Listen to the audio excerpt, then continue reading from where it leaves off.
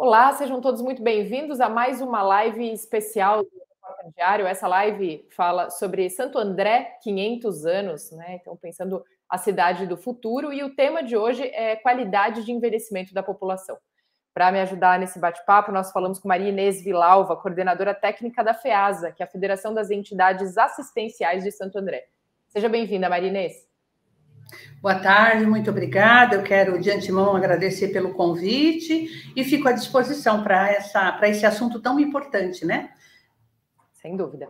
Vamos começar, então, Maria Inês. Nós sabemos, né, que a expectativa de vida da população mundial tem aumentado, né, cada ano que passa. Agora, o que a gente pode avançar, né, para a gente estar mais preparado para esses próximos 30 anos, quando o município completa 500 anos, então, na parte de atendimento social para a população mais experiente, ou seja, uma idade mais avançada? Realmente, né? A longevidade tem aumentado muito e a preocupação com as pessoas idosas, elas têm que acompanhar esse processo de envelhecimento que está crescendo, mas eu vejo como uma tarefa primordial pensar na prevenção da qualidade de vida das pessoas idosas, né? Normalmente as pessoas idosas, elas deixam de fazer plano de vida e passam a fazer planos de morte, né? Elas se preparam, quando elas olham para trás e vê tudo que viveram, filhos criados, uma profissão que elas já não exercem mais, uma certa inutilidade em relação a tudo que faziam, né? Elas passam a pensar na morte. E quando o pensamento se volta sobre a questão da morte, as pessoas se deprimem normalmente e, com isso, outros agravos à saúde aparecem, né? Então, eu acredito que tenha que se pensar na prevenção, né? A legislação, ela fala que criança e adolescente é prioridade absoluta, né? Isso é uma prerrogativa da lei. E ela tem que ser prioridade nas ações do Estado e no orçamento público. Mas agora a gente vive um momento que o idoso tem que entrar também nesse contexto, né? Porque, lógico, eu concordo que a prioridade se mantém em relação a crianças e adolescentes, mas há também que se pensar nessa população que envelhece, que adoece, né? E que muitas vezes estão desamparadas de políticas públicas, né? Então, a gente fica avaliando nesse processo de envelhecimento, principalmente as pessoas que perdem a autonomia e que se tornam dependentes dos seus familiares. Isso traz um impedimento ou uma dificuldade para o trabalho.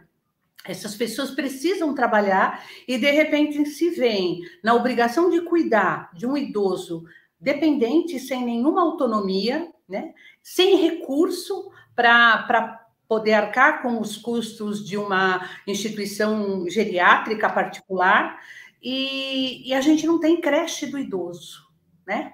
Você tem creche para criança, né? Para as crianças de tenra idade, mas o idoso que entra nesse momento de vida e que muitas vezes com problemas de Alzheimer ou outras complicações mentais, eles também são pessoas de alto risco, eles não podem ficar sozinhos, né? Então, acho que a preocupação é investir na prevenção e pensar um pouquinho também nessas demandas dessa população que já está envelhecida e dependente.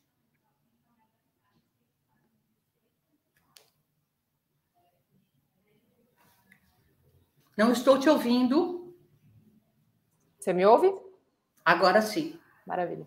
A gente falou sobre essa expectativa de vida que tem aumentado cada vez mais, o quanto essa qualidade de vida é importante também. Você acredita que hoje ela aumenta na mesma proporção? E o que poderia ser feito nos próximos 30 anos para que a expectativa e a qualidade de vida caminhassem juntas para que ficasse mais equilibrada essa conta? Sem dúvida. O índice de natalidade diminui, né? A gente percebe nitidamente famílias que antigamente se programavam para 4 filhos, 3 filhos, hoje em dia você vê quando muito 2 filhos, então o índice de natalidade diminui. E com o envelhecimento da população, a gente tem aí uma parcela da população precisando de cuidados, às vezes, numa proporção até maior do que as crianças, em função dessa distância, né? Eu vejo que a gente, pensando em Santo André, daqui a 30 anos, ou pensando já no município, né, de Santo André, eu entendo que mais serviços de convivência e fortalecimento de vínculos deveriam estar funcionando na cidade, né? O serviço de convivência e fortalecimento de vínculos, ele é um trabalho que está preconizado na política de assistência social, e ele oferece qualidade de vida para a população idosa, né? Na medida em que ele propõe a integração, ele promove a integração dessa pessoa com os familiares, nos seus territórios, né, onde essas pessoas vivem, e com isso, essas pessoas normalmente ganham mais dignidade, né? E adoecem menos. Então, eu acho que essa é uma tarefa importante. Envelhecer é caro, né? O envelhecimento traz despesas que não se apresentam em outras faixas etárias, principalmente quando a pessoa idosa se torna dependente, né? Então, o município, o Estado tem que estar preparado para enfrentar esse processo que a gente vive, que está aumentando da longevidade, no sentido de realmente oferecer políticas públicas que atendam essa idade. A gente vê, Santo André tem um centro de referência da pessoa idosa, que é um trabalho bem interessante, importante, que funciona no tênis clube, no centro da cidade. Eu também acho que seria interessante que esse centro de referência ele tivesse ações descentralizadas, né? Então, que pudesse alcançar esses idosos, os que estão lá na periferia, porque às vezes a locomoção desse idoso até o centro é impossibilitada, né? Em função da condição de saúde dele. Então, ações descentralizadas do centro de referência para as periferias da cidade seria também uma outra coisa extremamente importante, né? Para que a gente está fazendo essas considerações, mas falando daquilo que os nossos olhos enxergam. Agora, a saúde mental, né, precisa também ter um espaço especial para atendimento desses idosos, né? Hoje em dia, as questões da depressão, as questões da síndrome do pânico, elas acometem a população de um modo geral, inclusive até crianças e jovens, mas a população idosa é a que mais está propensa a esse tipo de problema. Então, a saúde mental também precisa estar dando atenção a essa faixa etária, assim como a assistência social, assim como a questão de deslocamento, a empregabilidade de renda, porque tem idosos que têm condição ainda de exercer alguma atividade, está completamente fora do mercado, né? E uma atividade profissional, ela é salutar, né? Ela traz para o idoso, ela pode levar para o idoso um alento em termos desse sentimento de inutilidade que, de repente, ele experimenta. Acho ainda, Mariana, que a gente está falando daquilo que a gente consegue enxergar, mas sem nenhuma fundamentação estatística. Acho que Santo André poderia pensar num diagnóstico, né? A partir do momento que você tem um diagnóstico, você pode elaborar um plano de ação muito mais efetivo, que vá realmente de encontro às necessidades dessa população.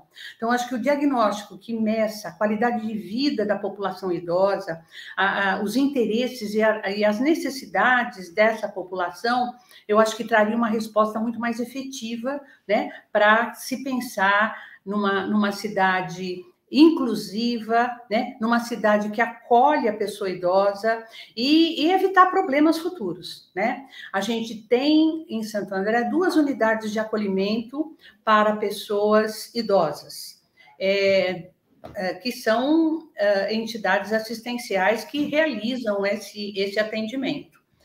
O número de vagas, essas entidades estão sempre lotadas, não tem vaga suficiente para atender a demanda. Então, acho que também a ampliação de vagas para atendimento daquele idoso que perdeu o vínculo familiar, que não consegue viver de forma autônoma, né? Que não tem recurso para arcar com uma clínica geriátrica particular, seria a resposta que o município poderia dar para essa parcela da população. Você citou aí uma série de políticas que seriam, na verdade, intersetoriais, né? A gente fala desde a realidade financeira desses idosos, passando pelo atendimento da saúde, estrutura de transporte, infraestrutura da própria cidade, né? Questões de mobilidade. Sim. E chegando na saúde mental, que realmente a gente tem visto uma série de especialistas alertando, né, para todo esse movimento que tem acontecido, principalmente após a pandemia. Hoje, essa população está numa idade laboral, mas se a gente colocar daqui 30 anos, não estarão mais, né? Ou poucos estarão. E aí, como pensar essa questão também da saúde voltada para essa população que envelhece? Sim, é um desafio, né? Um desafio que está posto para Santo André e para o país como um todo, né? A gente não tem uma fórmula mágica. Eu acho que esse diagnóstico que eu, inclusive, defendo, ele pode medir essas expectativas dessa população, né? As necessidades que esses idosos realmente apontam, né? Sentem, para que a partir daí, então, se pense em políticas públicas mais efetivas. Eu citei aqui algumas alternativas, né? O serviço de convivência e fortalecimento de vínculos, a descentralização do centro de referência da pessoa idosa, a ampliação de vagas aí numa ação mais curativa e não preventiva, a ampliação de vagas para os casos de institucionalização dos idosos, quando eles estão com vínculos rompidos, né? E a gente acho que pode pensar também em campanhas, né? Por exemplo, existe o Fundo Municipal da Pessoa Idosa, onde doações podem ser feitas e destinações de imposto de renda podem ser feitas para que projetos, né, se voltem para essa população. Isso é pouco divulgado, né? Eu vi uma vez uma matéria no jornal de uma situação que aconteceu em Londres e eu achei muito interessante. Só a título de curiosidade eu vou compartilhar aqui com vocês. Um londrino, um senhor inglês, publicou no jornal uma nota dizendo que ele gostaria de ser adotado por netos. E aí ele explica nessa nota que ele não teve filhos e, portanto, não tinha netos. E que a esposa tinha falecido e que ele estava muito solitário. E ele não queria ninguém que precisasse apoiá-lo financeiramente, porque ele tinha um padrão de vida e alguns recursos que eram suficientes para que ele vivesse com conforto. Mas ele queria ter um lugar onde ele pudesse passar o Natal, onde ele gostaria que netos o adotassem para que ele pudesse ir na escola aplaudir no dia de uma formatura. Então, veja, olha uma coisa simples, né? Quantos idosos será que não se encontram numa situação como essa? E que, de repente, numa campanha que a gente fizer nas escolas particulares, adote um avô, quem não tem, quem poderia fazer esse movimento de adoção, né? E olha que coisa mais bonita, né? Eu que trabalho com adoção de crianças e adolescentes e que sou uma fã fervorosa da adoção, eu acho que idosos também precisam de carinho, precisam de proteção, precisam de afeto, e no final da vida isso faz uma falta muito grande. Então, acho que essas ideias, campanhas, sabe? Campanhas educativas, falando da importância do olhar carinhoso para o idoso, do acolhimento do idoso, e falar do estatuto do idoso. O estatuto do idoso, da pessoa idosa, melhor dizendo, é assim o nome, ele impõe como um dever que filhos têm, que a mesma obrigação de pai que os pais têm em relação aos filhos menores de 18 anos, os filhos passam a ter em relação aos seus pais na fase final da vida. E muito filho não sabe que isso está posto em lei e que ele tem esse dever. Então, a gente precisa falar mais sobre isso. É um tema ainda invisível, né? O envelhecimento precisa ser mais discutido, precisa ter mais espaço para dialogar sobre essas questões. Maravilha. Gostaria de agradecer mais uma vez a sua participação aqui nessa live especial. Santo André, 500 anos, nós conversamos com Maria Inês Vilalva, coordenadora técnica da FEASA. Obrigada, Maria Inês. Eu agradeço pela oportunidade, deixo um abraço a todos e que a gente possa sair dessa live incomodados, né? Incomodados no sentido de nos movimentar em relação a essa questão do envelhecimento. Muito obrigada, Mariana. Um abraço. Obrigada, até a próxima. Muito bem, essa foi mais uma live especial, Pensando Santo André, 500 anos. Muito obrigada pela sua companhia. Até a próxima.